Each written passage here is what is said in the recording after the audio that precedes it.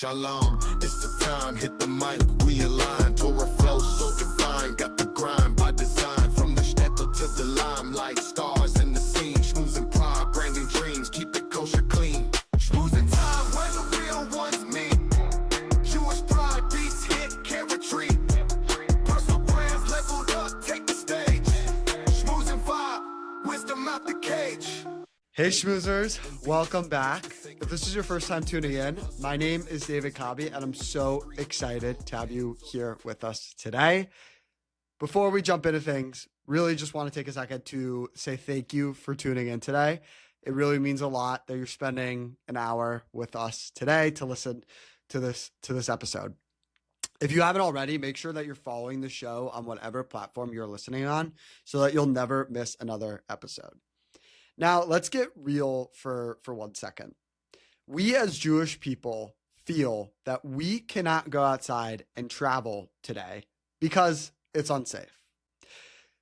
This is a very valid and fair point, and not wanting to travel is completely okay because, again, of the dangers.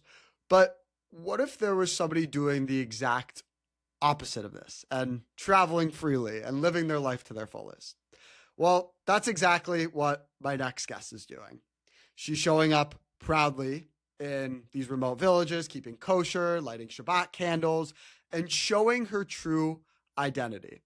She's turned her Jewish pride into a global journey, traveling across many countries with her husband and her 2 young kids, and documenting the entire experience online.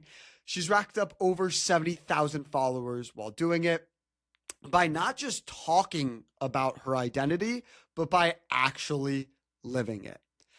And in doing so, she's built a personal brand rooted in values, storytelling, and true authenticity. Please welcome to the show my next guest, Maayan Klein from the Jewish Nomads. Maayan, how are we doing today? Wow, very good. What a beautiful intro. Thank you. Of course, Maayan. Well, I think the first question that I have to ask you is, how's Bulgaria? I've never interviewed I've interviewed people from New York, I've interviewed people from LA, I've interviewed people from Minnesota, interviewed people from Israel. Bulgaria, that wasn't even like a thought that I would be interviewing somebody from Bulgaria right now. So tell me about how that's going. So first of all, I'm sorry to break it to you, but we're in Macedonia. Oh, Macedonia. Oh, shoot. I thought I was keeping up with you on Instagram. Oh, no. We Okay, were so, in Bulgaria till 3 days ago. So oh, you shoot. were very close. I thought I was up to date. So how is Macedonia treating you? Wow, actually, what a cute place. We're really enjoying it. You like Yes, it? Is that your first time there or no? yes. To this trip, we're trying to do places for the first time. Okay. So Wow. like we travel 6 months, so you're another 6 months we're in India. So this 6 months we tried that all the places that we go to is our first time. Wow. That is Yes. unbelievable. Well, Maayan, I feel like your Jewish identity is so different from the typical Jewish person today. You're traveling first of all, you're traveling to these crazy places where there's not a lot of Jewish people, and maybe you are finding in these places that there are Jewish people, but you're traveling these places that are incredible. These locations that Jewish people normally wouldn't go to. And I feel like that just speaks to your Jewish identity, where you're kind of living life very freely and you're still representing yourself as a proud Jew. So I want to start by asking you, like, what makes you so different from other proud Jews? I don't know what makes me different, Okay. but I'll share with you a story that maybe that will help answer the question. Okay. So, just the other day, on Thursday, today is Sunday. So on Thursday, we crossed the border from Bulgaria to Macedonia just by walking. It's a very easy border. So we cross the border and we get we cross the border, whatever. And then we need to get to somewhere. So we start asking around, where should we go? Like, just people, do you have a taxi driver? Like, we're doing it all by public transportation. We don't have a car with two girls. It's just our weird style. And then this couple that, be'en mikre, like I like to say, with no chance, they were fixing their car on the side, the oil or something. And they tell us, yeah, we can order you a taxi. There's a very small, like very close village here. We're like, oh, let's go to that village. Okay, so we take a taxi. It comes a few minutes later. The sweet couple helps us. And we get to this really teeny village. Like, we literally like 10 minutes and you walk the whole thing. And it's like mamash in the middle of nowhere. And the locals, they call it the middle of nowhere. Like, that's what they call it in their language. Like, literally. And we were just there chilling at it's like this like cafe bar. Everything here is like a cafe bar, and people just Mm-hmm. sit for hours having like a small macchiato. And then we met this guy, and we asked him, "Do you speak English?" And he's like, "Yes, I speak English." Like, "Oh, thank you. Like, can you help us find a place for us to sleep tonight?" He's like, "Yeah, there's only one place." We're like, "Okay, amazing." So he's like, "Yeah, let me take you there." So he takes me there. In the meantime, my husband's playing with Ode, our eldest girl in the park, and he takes me there, and he says, while we're walking there, which is like a 2-minute walk, he says, "You know, I have a worker in the municipality who's volunteering by us, and her name's Shayna." And I'm like, "Shayna?"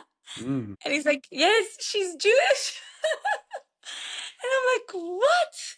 What? How is that even possible?" Anyways, he calls her up. Shayna in 5 minutes comes. Shayna is in this village in Macedonia in the middle of Mama's nowhere. And we spent the whole day with Shayna. Shayna took us around the village, show us. We did dinner with Shayna. It was the best day. And Shayna is this beautiful Jewish girl. Her father's a rabbi in California. She's volunteering for 2 years now in Macedonia. She learned Macedonian. Hectic. And so that's just it happened to me the other day. I haven't even shared it yet on social media. It literally just happened, and it was just mind blowing. And it was just like, this is Hashgacha Pratit. This is why we got to this random village that we had no clue about. We literally decided in the border. We decided that we're going to this village. Like, it wasn't. And Baruch Hashem. So I don't know what makes me different, but I can say that Baruch Hashem, Hashem is just leading us in a very unique and different way. It's not that we're different, it's just that everybody has their own different journey. And we really are lucky that our journey is just hand in hand with Hashem, because he does the most craziest stories for us. And yeah, so that just happened. That's incredible. Does that happen to you a lot where you'll be traveling and you just there's something like do you think it's like this maybe this is a redundant question because I feel like I know you I think you're going to answer yes to this, but do you feel like all these stories that happen where you like find something Jewish on the way of your travels, that's a sign from Hashem, right? For It's sure. I think it's that yeah. I think it happens to everybody, but because we're like very connected to it, and we're also in a way we're in a quest for it, like we're asking for Mm, it, like say like, Hashem, like, why did we come here Shabbat? We're in Skopje, in the main city. We usually don't come to cities for Shabbat because we like to be in nature, and there's no like Chabad or Jewish center here or anything. And Ash goes to the shop on Friday to go get stuff for the shop, and then he meets someone who runs to him and says, "Hey, are you Jewish? Are you Jewish?" And nowadays it can be something scary. yeah. And he says, and we're very proudly Jewish. My Ash wears a yarmulke and tzitzit, and I wear how I wear. And he says yes, and he's like, "Oh, I love Jews. I'm converting to Judaism. Do you need help?" And he's like, "Sure, come to the supermarket." And she came with him to the supermarket, and she just held everything and she said, "Kosher, kosher, yes, kosher, kosher, not kosher." And that was what happened on Friday. And she's coming for dinner tonight. And it's just these stories that happen like all the time, daily. And we don't even like, sometimes we don't even notice how rare they are, because we're just so used to like this beautiful lifestyle of ours that it's just like, yeah. Oh my So. goodness. So Mayan, as a Jewish person who doesn't really try, I mean, listen, I was in Europe a year ago and traveling around to like different places in Europe, but like I would say for the most part, I'm traveling around the United States and maybe to Israel whenever I'm lucky. So as a Jewish person, I'm thinking like this lifestyle that you're having is maybe a little bit balagan, right? You're in this place one day, you're in this place next day. And the fear that I would have, and I'm sure you have this fear, is that you can't find stuff that's kosher, right? Like you need kosher food and sure, fruits and vegetables, whatever, kosher, but like what about protein? What about carbs? Like all this stuff that you need in your diet. So as a Jew, that's honestly like I'm gonna be vulnerable here. I'm scared to do what you're doing because I'm worried for a number of reasons, for my safety as a Jew, but also the aspect of kashrut. Like, do you think that it's reasonable for a Jew to be scared of this lifestyle, or do you actually encourage Jewish people to kind of live this lifestyle that you're living? Beautiful. I think I encourage people to live their lifestyle. Okay. So each person has their own lifestyle and their own journey. And life is balagan, man. Like life is balagan. We know this. We don't need October 7th to happen. We don't need Corona to happen. We know that life is a journey. Like Hashem did not bring us here to just live a peaceful, easy life. So our journey personally is to live this way. Other people's journey is to different. It's just like I really like part of what I try to encourage here on Instagram and in Beit HaLev that we can talk more about. But Beit Mm-hmm. HaLev is our Jewish home in India, 6 months Yep. a year. So there and on Instagram, which is like my two main platforms to touch people basically. I just try to encourage people to just live their own journey. And their own journey is maybe it means to travel, but like I've also said this to companies that we collaborated with or companies I said no to collaboration with, is that we're not really the typical like traveling family page. Because Right. I'm not like showing people, oh yes, come to Bulgaria, come to this and this and this place. Like it's not what I'm about because I also don't know where I'm going to travel. I come and I figure it out. Like, I'm not a traveling page, more just like a page of a family that is nomads that we are traveling because that is our journey that has been in the last 8 years. And that is our journey that's correct for us. So I hope that people from our page get more the inspiration to be connected to their journey than to be Right. connected to traveling. And about the aspect of being scared, I'm not scared because we're used to it, very, very used to it. And also, I will be very honest that our cultural levels and our religious levels and all of that has changed through the years. So in the beginning, it was much easier because we would just eat out vegetarian. I'm vegan, so we would just eat out vegetarian, vegan, and just any restaurant. It didn't have to be a kosher restaurant. And then slowly, slowly, like we changed and this and that. And today we do eat out at vegetarian, vegan restaurants.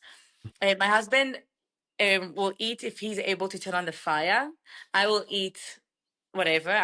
Me and the girls eat whatever. Like if it's vegan vegetarian, we just eat.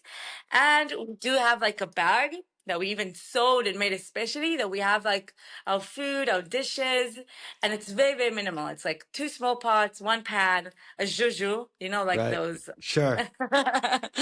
We make smoothies every morning and everything. And just like very minimal, but we have what we need and we like good food. So like we cook delicious food for Shabbat and we eat very healthy and we've just made it work. So I'm not scared, maybe because I'm used to it, maybe because I've realized that there's nothing to be scared of. And like anything in life, if you want to make it work, you can make it work. Yeah.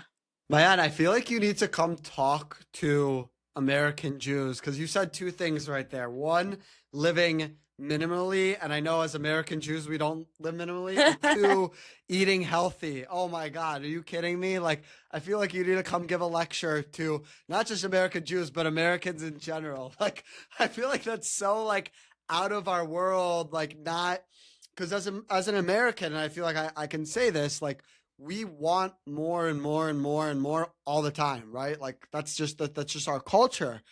But I think there's something special about what you said, like living minimally, right? Because Hashem gives you everything you need, right? If you're truly believing in God, which if you're listening to this and you don't believe in God, that's fine. Like, do your own beliefs, whatever. But if you believe in God, if you're like Maayan and I, you believe in God, Hashem gives you everything you need. So if you're always asking for more, right? It's like saying like Hashem hasn't given you enough. And trust me, I'm very grateful to be in the position that I'm in today, and I have more than enough for sure.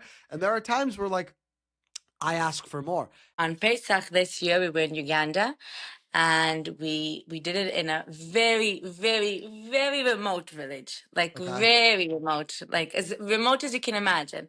You know, like the showers are outside, and like like the kitchen is on poles and outside, Wow. obviously, and like mamash, like huts, mamash remote. And we did Pesach with the Orthodox Jewish community in Uganda, and we come to the synagogue with the Seder was supposed to be, like was, where the Seder was going to be. And we get there, and there was one box of matzah, one box, not like one box with a few boxes, like one box of matzah for the whole Pesach, for the whole community.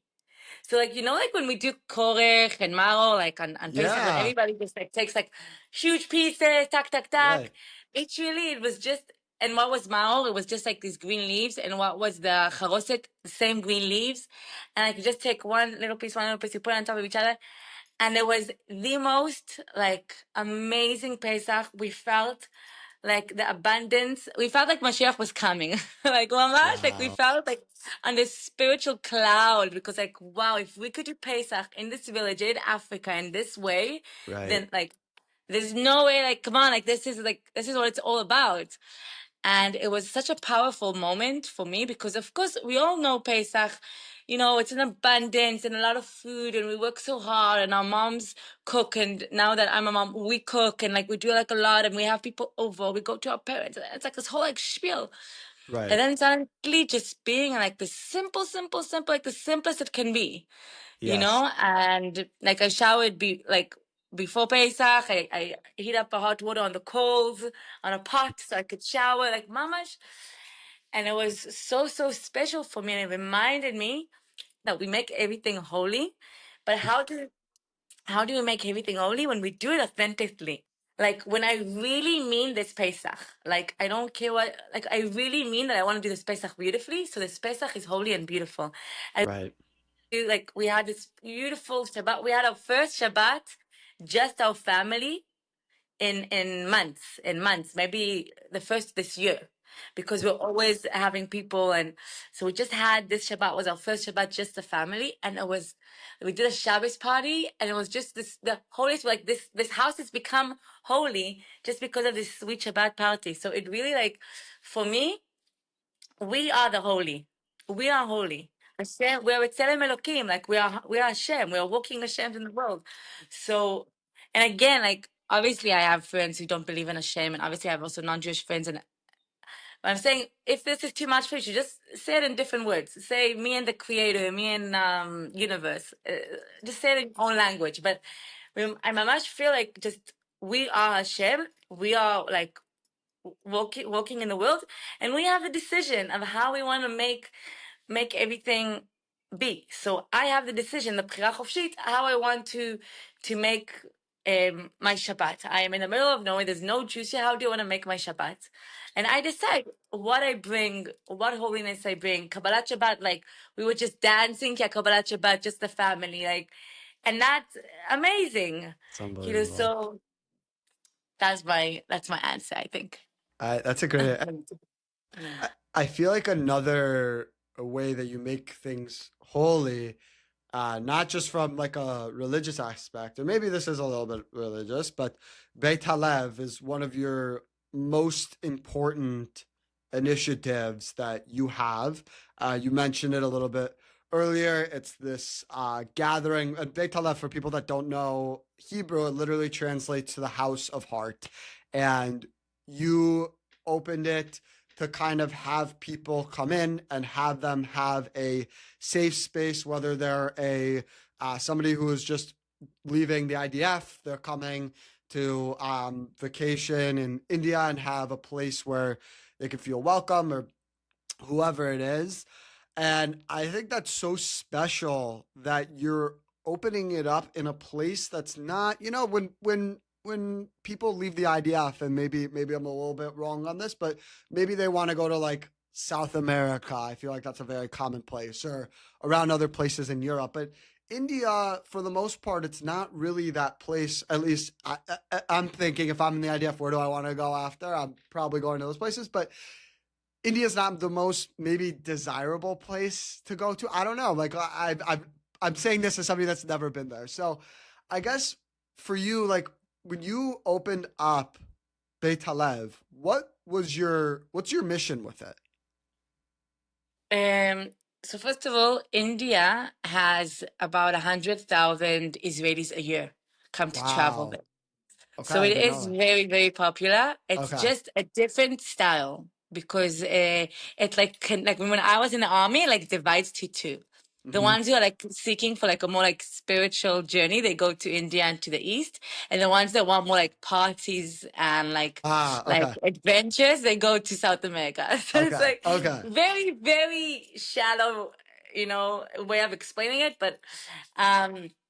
So basically, we have been nomads for 8 years, and in the beginning, we traveled just us as a couple for 2 years in Asia, and then after traveling in 2 years in Asia, we got to the US. We worked a little bit, and then we traveled in the US for a year and a half in a van.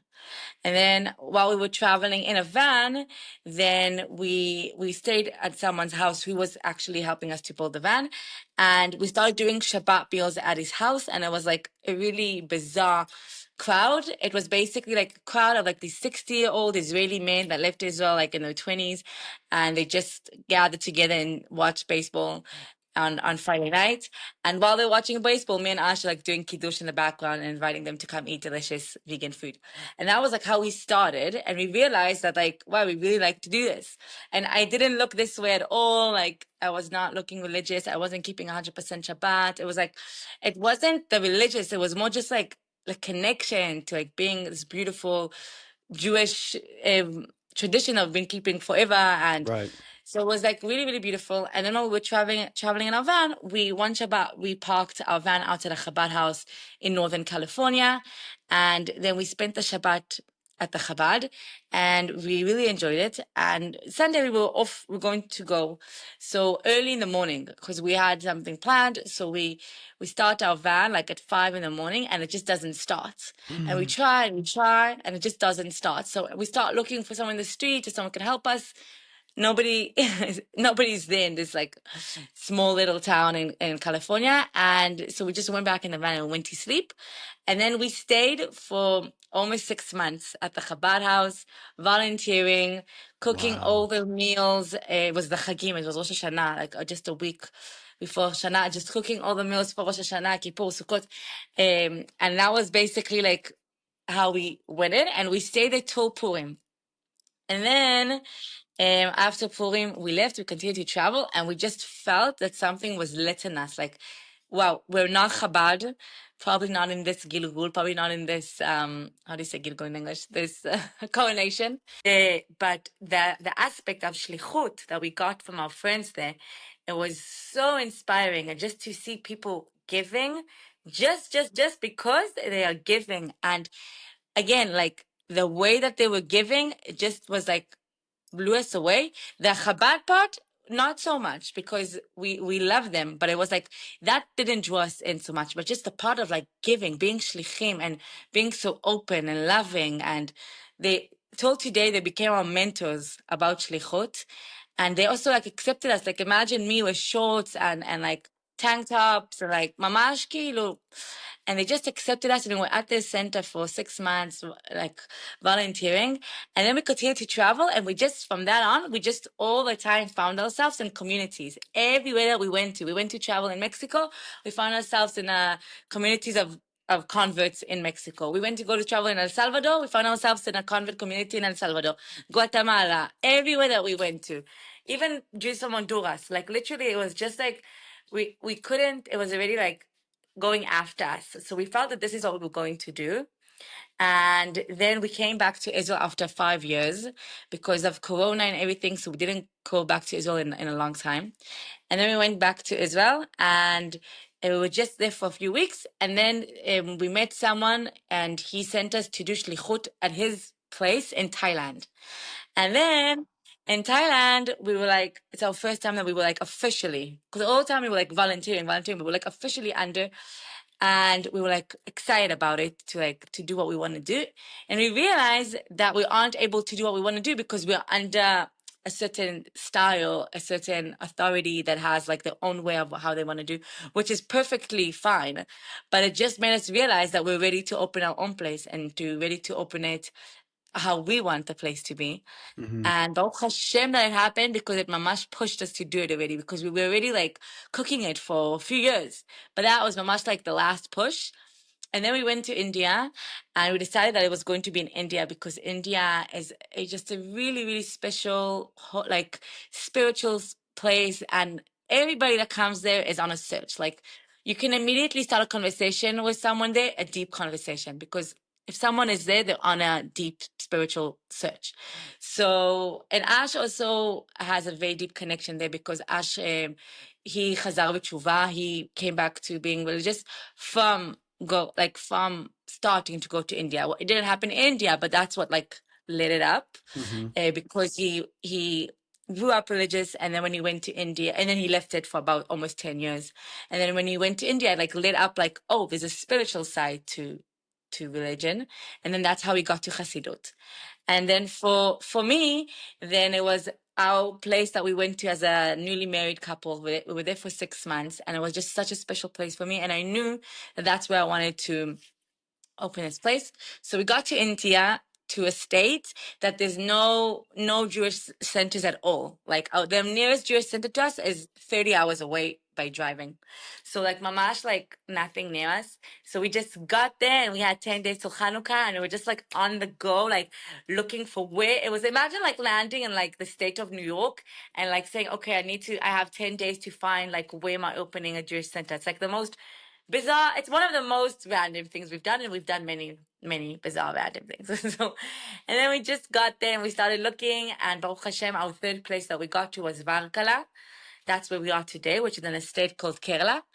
And within a day, we were already looking for apartments, and we opened Beit HaLev on a Friday. Sunday was already Hanukkah. So we opened Beit HaLev on a Friday. And on our first Shabbat, we had 40 people. And it was like mind-blowing. Yes, it was mind-blowing. And Baruch Hashem, like now this season, in 6 months, we had over 2,000 people. It's like blown. Oh my It's really, really goodness. blown. Like from Shabbat, 40 people. Now our Shabbat in the season, it's like 140, 150 people Shabbat dinner. It's crazy. Oh my It still goodness. has the intimate feeling because we are not on the Shvila Hummus. Shvila Hummus is like the Hummus trail. It's where all the Israelis all go to the same places in India. So we're not considered directly on the Hummus trail, but because Beit HaLev, we are now starting to be on the Hummus trail. So yeah, that's our story. Very, very. Wow. Yeah. It's so cool because in college I would go to Chabad, and my favorite part was showing up to Shabbat dinner, and there'd be 300-400 people there, right?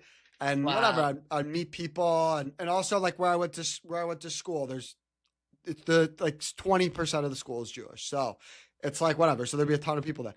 I can't imagine what it would be like to show up to Beit HaLev for Shabbat, not only get a great home cooked meal, and who cares about the numbers for a second, like 300 versus 100, whatever, but you're meeting people from all around the world. Like that to me is just amazing because Yeah.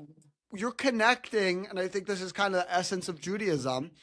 You're connecting with people that are also in search of more, in search of advancing as a Jew, and they're coming from a completely different background from you. Like I feel like you could be from Israel and be Dati and go to India after your IDF, and you're there and you're traveling and you need a place for Shabbat. You could also be somebody who is in the IDF and not super religious, and you two are sitting next to each other at Shabbat dinner, talking, having a conversation. It's like, it's so beautiful that you open this up to people to have a community, because I think that's really what Judaism is about. It's about having a strong community no matter where you are. And Chabad is one of the places that I think does, and I'm a very big, I think we all are critics of Judaism and other people in our religion. Like, I think Chabad is one of the best places, one of the best groups that I personally resonate with. I feel like you guys are doing some sort of similar. It's similar to Chabad, but it's also got your own spin on it, which I think is very cool. So when people come to Beit HaLev, right? They're coming, they're getting Shabbat dinner, they're having a community. What do you want people, when they come to Beit HaLev, what do you want them to walk away feeling? So I think that what makes Beit HaLev very, very special is that people really want to stay in Valkala for a long time after they see Beit HaLev, because it's not just a place to have Friday night dinner, and it's not just, which is beautiful, but it's not just a place for that. It's mamash like we are able to turn random people with all age groups, all age groups. We have like older people, we have younger, we have families, we have mamash like everything, because it's not like on the hummus trail. Then we really have like a bunch. It's not like just people coming to party in Goa. It's like, it's really, really a lot of different, which is Goa. It's beautiful, but it's not just that style. It's like really, really many different styles, and they all come. And most of the people that come to Valkala, they spend at least 1 to 2 weeks in Valkala. And we have every day, we have communal meals. So basically, like, we have a brunch, which is at 12:30, and then we have dinner at 7:30. And then basically we have like people coming. It's a house that's open 24/7. So we wake up in the morning and we have people in the lounge. We have a room at the back where that's our personal bedroom, and that's all we have, just a bedroom. And then the front is a house that has a lounge, a playroom, a bet midrash shul, and a kitchen, and it's all communal. So people can come at all hours of the day, cook themselves something. The house is vegan, so there's no like kosher. It's not like complicated. They can just make themselves whatever they want to eat. It's vegetarian, not vegan. And they could just make themselves like whatever they want. And it's become like, I wake up sometimes and I have someone making a cake in the kitchen, like mamash kacha. And it's such a gift, because it's turning people that are 1 second ago were random and just traveling to a community. Like, oh, we're meeting at Beit HaLev today, and we're doing yoga at the roof. We have almost every day. We have yoga at the roof, and each day it's one of the travelers who's doing the yoga. Today we are having breath work at 5:00. It's one of the travelers who's giving breath work. And I do Yemima classes 4 times a week. My husband does Kabbalah classes almost every night. Wow. And we just have like, we have art, we have like so many different things, and it really just depends on the travelers and on the community. And I never thought that we would be able to actually, that was my dream, to be able to build a community, even though everybody's on the go as Right. nomads. But to be able to like, okay, you're here for 2 weeks, you're here for 1 month, let's just put you together, and we're just like part of a community. You're not obligated, you just want to. And that's how it turned out. And this was our 3rd season. We do it every year from Sukkot till Purim. This season was the most powerful season because, first of all, we had lots of people come back from previous seasons. So that was really exciting. Yeah, like we have our best friends that they came the first season. They're a beautiful, beautiful couple, Vladi and Tomer. They are a gay couple that they came the first season in the beginning when we just opened, and that they've been with us every season for 3 seasons. And they're like our right hand. And when people come in and they stay with us for months, and people see them and they're like, this gay couple, one is tattooed from head to toe, never wearing a shirt. I love you, Tomer. When you hear this, Tomer, I love you, but he's like always naked. And then Vladi's like this handsome, wow, he's just the best. And he's like always helping me in the kitchen. He's my right and left hand. And people see them, they're like, wow, like this is the colors of Beit HaLev. Like the people that run Beit HaLev is us, a beautiful family with 2 daughters, and this beautiful, amazing gay couple. And it's just like, that's part of the community that we have, that we just have like everything, and everybody's accepted, and everybody's felt very much at home very, very quickly. And everybody wants to stay for a long time, which is a good sign. Wow, that is Yeah. unbelievable. I feel like people don't really tap into that spiritual side of them anymore. I think from my perspective, I think it's hard to be spiritual now because of, I think, technology. I think it really detaches us from the spiritual side of Judaism, and people, I don't know, I feel like there's a part of me that's like, it sounds amazing, and it sound and correct me if I'm wrong, but like when you're there, you're not on your phone, you're not doing electronics, I mean, I don't even know if there's Wi-Fi there, whatever it is. Like it just it sounds like it to me, it's like it sounds like it's Shabbat, but for like 6 months, basically, because you're resting, you're connecting with yourself, um you're learning more about yourself. So I think that's just such an important part of, and I think everybody could need that. Um, First of all, I want to say that you can be on your phone and can be very connected. You just need to know how to. You just need to know how to give time to things, and because I think that like we've met at Beit HaLev people who work in high tech. And then the first thing that they say is like, I work in high tech, I'm not very spiritual. And that's shtuyot, like it's nonsense. It doesn't mean you can work in high tech and be very spiritual. Hashem doesn't care what you work in. Like when you go at the end of the day, he's not going to ask you, so what was your job? Like what are you, like who cares? Like doesn't mean who you are. So I think that in the end of the day, you can be on your phone, you can be electronics, but if that consumes all your time and all your energy, then that's an issue. But if you're able to be connected to yourself and at the same time, like, I in the end of the day, we became more known because I'm on social media. So it's like Right. I'm an example. I'm on social media, but at the end of the day, I can tell you 100% that's not my main who I am. That does not Right. like define me. It's not in the end. That's why also, Instagram has its glitches. Sometimes it's like, wow, like I was just sharing that on Instagram the other day. Like sometimes we were like, the other month we had 12 million people a month going to our page. Like, wow. We're like, wow, shit, like we're touching 12 million souls. Like, amazing, amazing. And then this month, woo, touching right now, today I saw 2.7 million. I'm not complaining about 2.7 million people, chas v'chalila, right? Yeah. Chas v'chalila. I'm just saying that it's like if I was so consumed in this thing, then I would be like each time I was like, oh, what happened? How can I change? It's not like it's annoying, Mhm. but it's not who I am. Like that is part of my shlichut. That actually I use it as a kli for my spirituality. I use Mm. this as a, and this guy that we spoke to who says that he works in high tech and is not spiritual. And I said, why do you work in high tech? Do you like it? And he's like, no, I don't like it. So I do work. He's like, it's good salary. And I'm like, amazing. So you have a good salary, Baruch Hashem. Use that money that you have a beautiful, he's married, have a beautiful life with your wife, with your children, and put emphasis on your inside. Not everybody is spiritual, but being connected to yourself is everybody needs to be connected to themselves. That doesn't mean that you're spiritual. Like people get scared, they see us hippie, Hasidic people, like, like I'm never gonna be like you.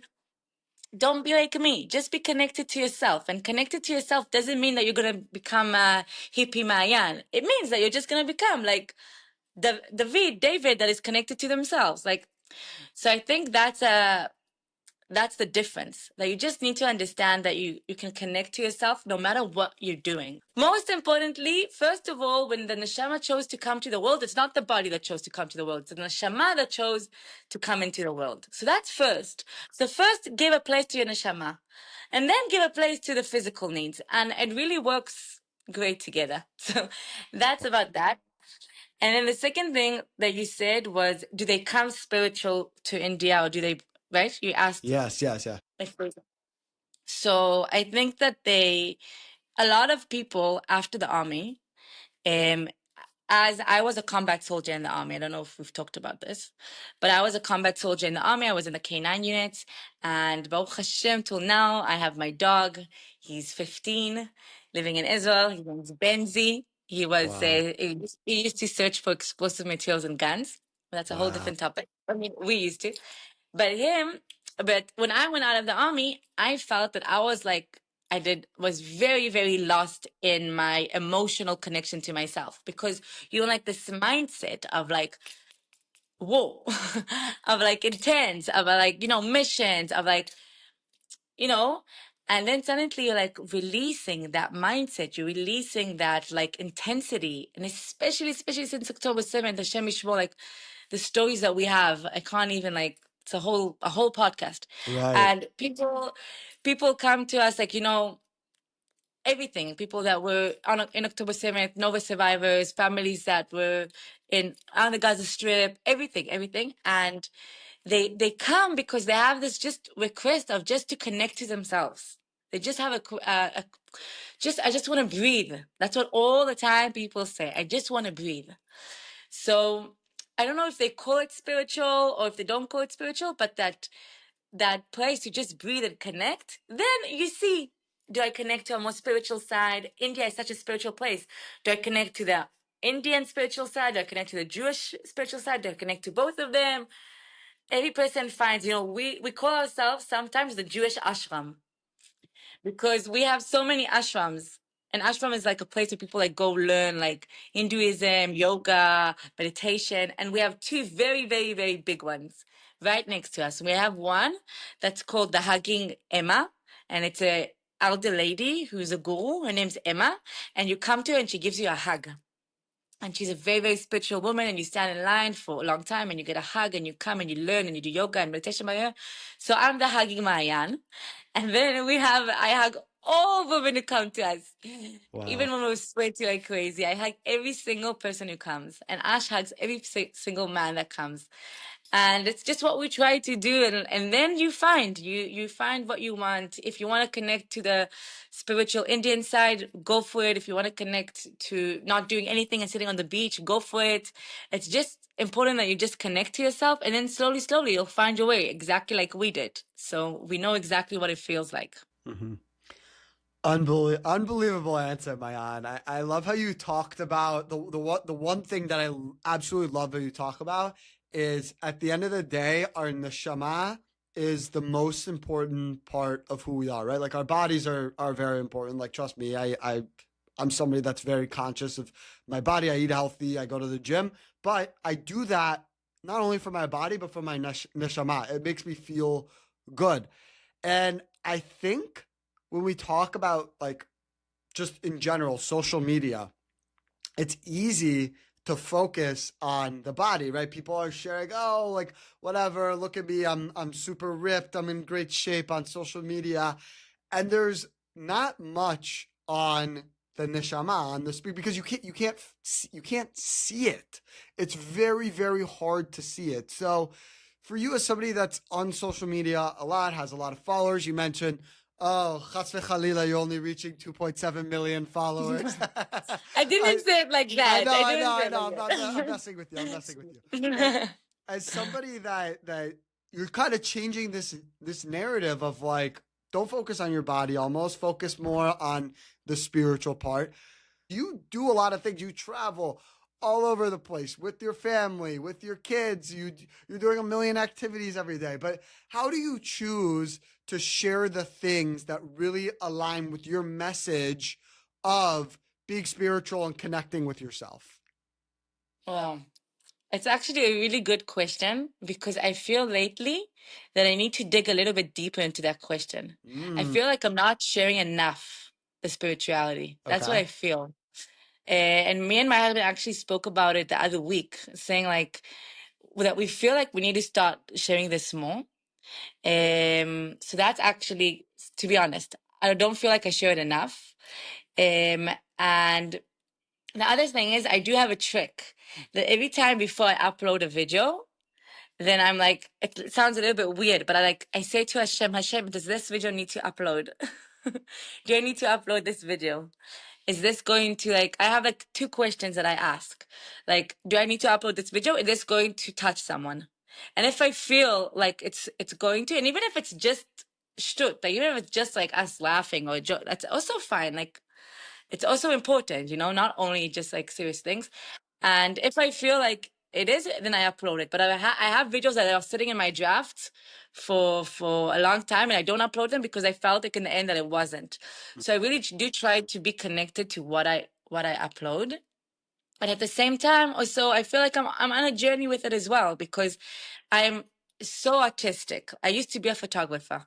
So I'm like, my whole thing is photography. And then I switched to videos because Instagram switched to videos. And it wasn't very convenient for me because I didn't really want to do videos. I wanted to do photography and with a Canon and everything. I didn't want an iPhone. I didn't want any of it. I wanted to continue with my Canon taking pictures. And then when it all switched, then I like learned how to suddenly document it in a different way. And I've been on this journey myself to learn like what I want to document. And I also see as I've evolved, when I started covering my hair, it's not even 3 years ago, and suddenly I saw that a lot of people ask about it and want tutorials. And I'm like, what tutorials? I don't even know what I'm doing. And like, okay, I'm learning about that. Or becoming a mother. I'm a mother to two beautiful girls. People want to learn. We homeschool them. They want to hear how we educate them.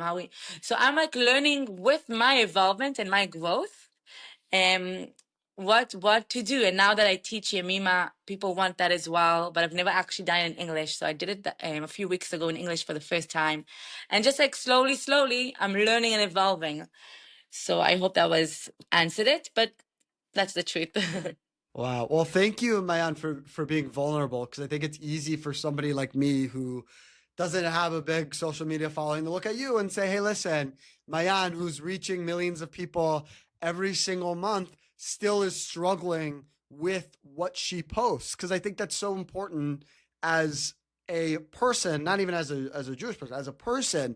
It's important to realize that like it's all a journey, right? Like we're never going to find that one time where we're like, oh, I figured it all out. Like if there's anything that I've learned from this podcast is like, I talk to these amazing people like you, Maayan, and they see like they are very successful in their own ways, all of them, but they're still on this journey. They're still always finding that next thing, that place where like they're trying to move towards, whether it's spiritually, physically, career-wise, whatever it is. I think it's so important to like recognize that. So I just want to thank you for sharing that. I've learned so much from you about the spiritual side of Judaism, which I'm trying to tap into more. I think it's hard to do that, and I want to do more of that. And I have partners. There's this program called Partners in Torah. I don't know if you've heard of it, but you sit down, you learn whatever, a week, 2 weeks, once a week with somebody who like you've never met before.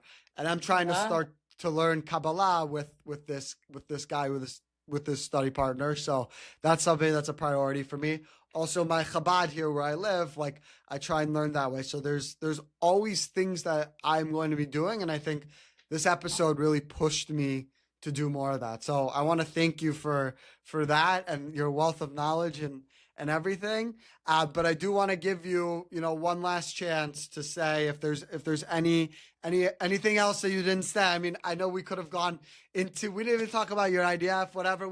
There's so, like you said, there could have been an entire podcast on different topics that we talked about. We had to push it all into one little window, but anything else that you'd like to share with the listeners and maybe about Judaism or about yourself that maybe we didn't discuss? First of all, I am very, very, very honored for this podcast. Thank you it wasn't very easy to get this podcast because we travel all the time. Yes. So I'm honored that we both pushed for it and that it happened. Of course. If things happen and it's probably we need to hear all of what we spoke about today, it probably needs to be in the world. So I'm very, very pleased that it happened. And that my husband is outside playing with the girls in the park. Like everything worked out, Baruch Hashem. I would say that in the end of the day, we all have this beautiful, beautiful gift to give of who we are and the presence that Hashem gave us. And sometimes it takes some time to tap into it and to realize what the gifts are and what is the most refined way to give that gift and how we could do it in the way that is most in tune with who we are.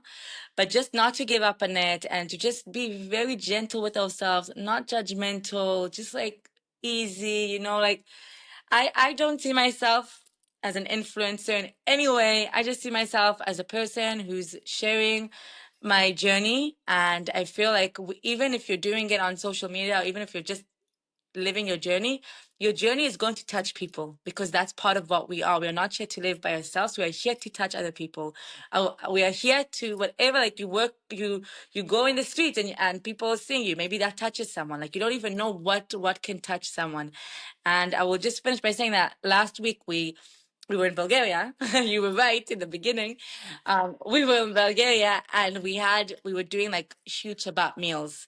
Like huge compared to Bulgaria. Like we had over 30 people for Shabbat meals, and we're just like inviting random Israelis and non-Jews and whoever we met were invited for Shabbat meals. And then a woman who came to Shabbat meal who was a little bit like shy and like a little bit quiet, and she sent me a message about a week after, like I didn't even know, just saying to me, like, I just wanted to say to you that you and your husband and your family really, really touched us. Just seeing you guys like sing the Kabbalat Shabbat songs, and you really just loved it, and with like so much energy, and it seemed like you guys are so genuine, and the food that you made had so much love in it, and like you could really, really see that everything that you did was like real. Like, just so you know, like it really is going with me. And I had no clue. Like, she just seemed like a shy, beautiful woman, but like she didn't say anything to me. And that's what I'm saying. Like, in the end of the day, you have no clue how you can touch a person or people just by being you. You don't have to be big on social media. You don't have to be whatever. Just being yourself. So if anything, if someone is going out of this podcast, it would be to just like love yourself, rock yourself. You're amazing. You're on this beautiful journey. Even if it's confusing right now, even if you have no clue what you're doing, hold Hashem's hands. He's holding yours anyway, so just hold it back and just like continue walking on this beautiful path until you feel more connected to who you are and what you need to do. You're speaking directly to me as somebody I'm extremely, extremely hard on myself. I needed to hear that, Maayan. So thank you. Wow. I appreciate that. Where could people find you on social media if they're not already following you? So wow, toda. So we are actually new. My husband is posting everywhere. So we're on Instagram. That's the main place, but we're posting everywhere, on Facebook, on YouTube, on TikTok. Yeah, so you can find us mamash everywhere, and we're working on really exciting things.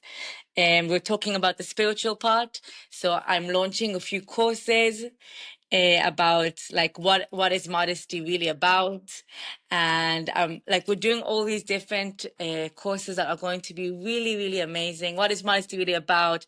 What did I call it? I don't remember the topic that I called it, but like about head covering, and just like it's going to be beautiful and interesting, and we're just trying to really share more. So follow along, and would love for you to be a part of our journey and for us to be part of yours. Yofi. Well, make sure you follow Maayan. She's got a lot of stuff coming for the Jewish Nomads, and I'm excited to see what she releases.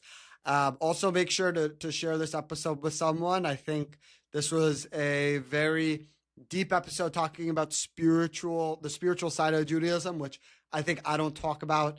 Like Maayan was saying on her social media, she doesn't post enough. I don't talk about the spiritual side of Judaism enough. So thank you for sharing in advance. Share this with somebody. Follow Maayan if you're not already. Until next time, keep schmoozing.